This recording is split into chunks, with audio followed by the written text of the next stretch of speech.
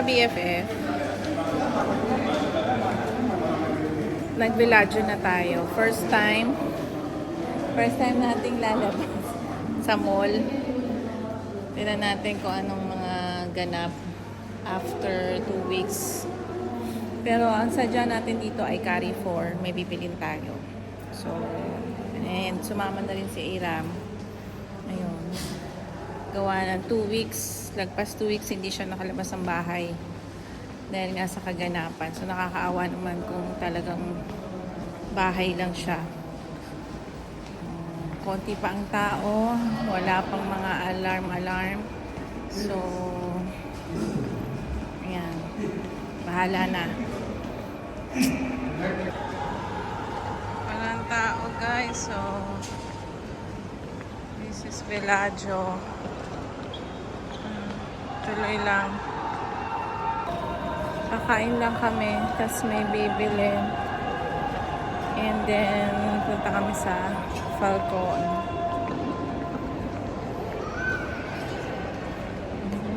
Pero regular na kanta ka. Hindi parang ito.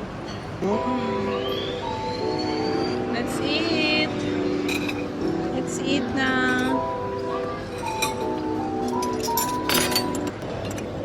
Kain na tayo, guys. Let's eat. First time natin mag-eat out. Oo, parang sarap po. After 14, after 2 weeks. Let's enjoy. Tumba ang chicken, 10 pieces. May tira tayong rice and coleslaw. Si Aram nandito. Comment down below kung ano tawag dito sa Pilipinas. May ganyan tayo eh. Olio. Ano ba? Hindi ko alam. Ano? Ilo-iloy? I don't know. Basta trending din yung ganyan sa Pinas. Parang ginaya nila yan. Comment down below kung ano yun. Ano ito sa Pilipinas? Ilaw-ilaw? Ilo-ilo? Valverde. Huh? Gusto ni daddy mo yung berries mismo. Walang gano'n na tao. Ayun, nakita nyo yung picture sa ano yun. Sa screen nila meron. Kaya mo na. Ayun. Tsaka nakakain ako nun last time doon sa City Center. May berry? Oo. Ayun. Akala ko sila. Ayun. Ayun. Akala ko yung flavor. Okay. Thank you. Hindi nagkaintindihan.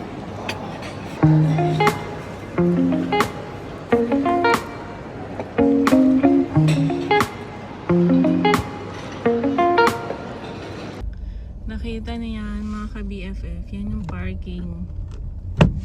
Pag regular, pagka kung walang ganap, puno po yan.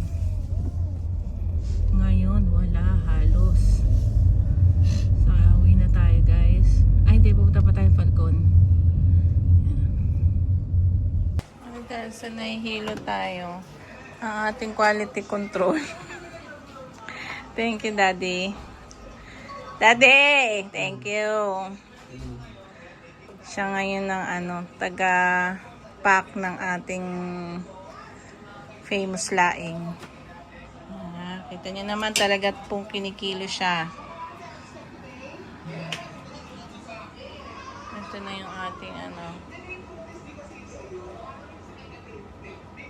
Tapos ito, itutuloy na lang natin. Nakagawa na tayo ng 6 packs. Ayun. Kulang pa. Nahihilo talaga ako. Hindi ko kaya. Steady lang. Welcome to my kitchen. It's Ava's Kitchen. Welcome to our vlog. Ayan, continuation. So, 3 days na tayong nagpapakain, guys. So, ito ang ating food. Meron tayong isang pescetarian. Parang vegetable lang siya and fish. Ayan. So, ito yung kanyang sitaw with dory and crab steak. Ayan. Tapos, ito ang ating pininyahang manok. Ayan. So, happy tayo kasi 3 days tayong blessed. Kaya naman, ayan, nag-share din tayo ng blessings sa ating mga kaibigan dito sa Qatar na walang work, tapos mga freelancer.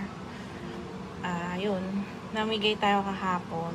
Kaya hindi na natin sila i-mention dito, pero ayan, sana nakatulong kami kahit konti in behalf of Team BFF Qatar na share kami para makashare ng biyaya sa ating mga kaibigan dito na medyo struggle din. So, ayun lang. So, ito, yan. Salamat kasi nagiging resources din po ito ng aming pagtulong. So, thank you sa mga support nyo sa Ava's Kitchen. Yan. Na medyo marami na tayong anik-anik kasi nga kailangan mag-stock. Like yung nandun, may water, yung tissue, yan. Marami tayong dapat na galon, safa. So, ito yung pinaka Tapos na tayo magluto. Ayan. Ayan. So, mamaya magtotoo naman ako ng ating chicken pastil. Ilalabas ko na yung ating ayan, mga chicken. Ayan. Tingin ko 1 kilo lang siguro muna ng breast para gagawa tayo ng chicken pala adobo flakes. Ayan. Thank you for watching our vlog ha. Nadadagdagan yung mga views namin, natutuwa kami. Ayan, update namin kayo sa aming buhay dito sa Qatar. As per today is Saturday ng March 20, kung ako nagkakamali. Ayan, so walang ganap since yesterday. Pag sinabi kong ganap, walang pagbabanta. Ayan, dito sa amin. So walang alarm. Kaya lang, alarming kung masyadong tahimik. Kasi nung the last time na naging tahimik, nagsunod-sunod. Yun yung nakakatakot. So, sana naman hindi. And praying na matapos na. Kasi ang dami na talagang apektado mga ka-BFF.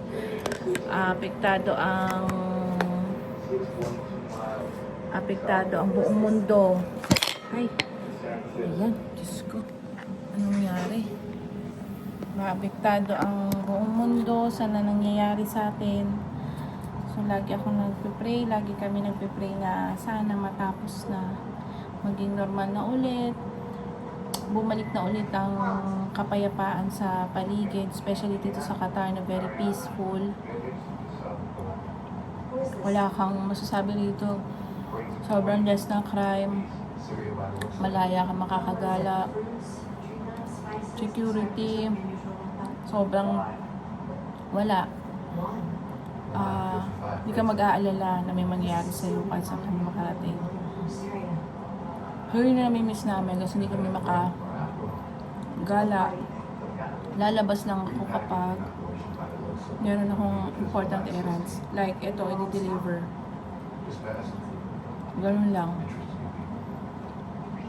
Hindi na kami makapasyal. Nung nakita niyo video namin, ito, nag-villaggio kami.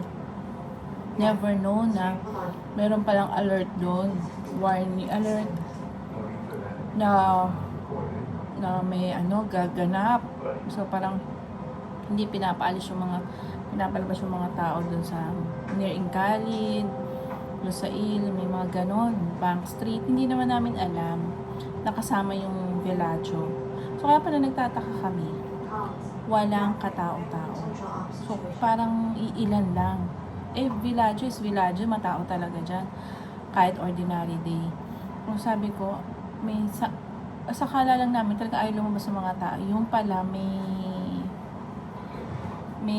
tawag doon? May sinabi yung ministry na yun nga, wag masyadong doon sa area. Pero praise God, walang nangyari kasi nakakain pa kami. Pinilabas namin si Aram kasi lagpas 2 weeks na siyang hindi lumalabas ng bahay. ayaw naman niya sumama sa delivery. So sabi namin, sige, gusto mo lumabas, sumama ka. Nung araw na yun, may delivery kami. Sakto sabi ko, sige, sumama ka na. Pag-deliver namin, punta kami sa Villaggio, kasi may bibilin din ako sa Carrefour. Inis ako na yung mga errands ko. Yun pala, yung lugar na yun may something. Pero God is good, hindi kami talaga, hindi natuloy, walang parang false alarm. So sabi ko, ginaguide at pinoprotect pa rin talaga kami ni Lord. So yung lagi ako nagdadasal ng protection para sa lahat. Ayan, especially sa pamilya ko. So yun nga, ayan, yun yung mga latest update natin na yung mga kaganapan dito sa Qatar and Middle East. So manood lang kayo sa news, guys. Number 1, Al Jazeera, CNN, BBN, parang BNN, kung ano man. Yan ang mga updated na news dito sa ganap dito. So, ayan. Thank you guys for watching our vlog kahit ganito yung sitwasyon. Wala kami masyadong mapakita sa labas. Yung mga ganap namin, hindi kami makakilos gaano, pero nandiyan pa rin kayo to watch our vlog. So, at dumami pa nga ang views. So, thank you po, and ayan, mga kaibigan ko dito sa Qatar, mag-ingat tayo. Yung mga kaibigan ko, kamag-anak ko sa UAE, ayan, keep safe tayo. Ayan, RJ, ayan, yung safety first, ha, be? Yung pinsan ko yun. Yung best friend ko yan, yung family niya, si Gladys, and the rest of the family niya, sila Jerry. Mga ka-BFF, yan, sa Dubai and UAE, mag-ingat po tayo. Yan. So, naririnig niya yung TV, napakalakas. Ayaw din patalo ng isa. No? Siya. Sige na guys, thank you for watching. Abangan ng aming mga susunod na update.